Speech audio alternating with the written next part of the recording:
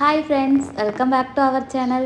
இன்றைக்கி நம்ம என்னோடய ஆரிக்கு ரொம்ப ஃபேவரட்டான பாகற்காய் சாதம் எப்படி பண்ணுறதுன்னு பார்க்கலாம்.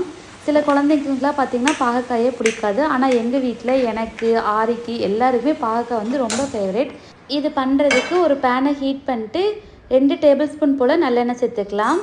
நல்லெண்ணெய் சூடானதுக்கப்புறமா 1/2 டீஸ்பூன் கடுகு, ஒரு கொத்து கருவேப்பிலையில் சேர்த்துட்டு நல்லா பொரிஞ்சதுக்கப்புறமா ஒரு பெரிய சைஸ் வெங்காயத்தை பொடி பொடியாக நறுக்கி சேர்த்துட்டு வெங்காயம் நல்லா வதங்கினதுக்கப்புறமா நம்ம கட் பண்ணி வச்சுருக்க பாகற்காய் சேர்த்துக்கலாம்.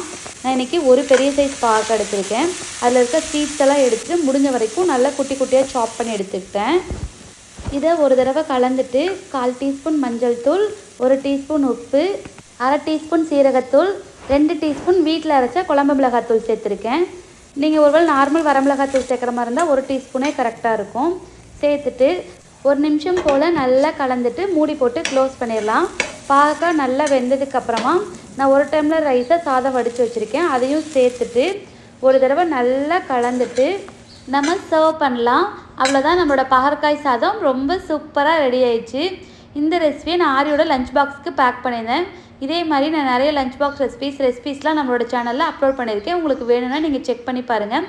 இந்த ரெசிபி உங்களுக்கு பிடிச்சிருந்துச்சுன்னா மறக்காம விஜய் சமையலுக்கு சப்ஸ்கிரைப் பண்ணுங்கள். See you friends.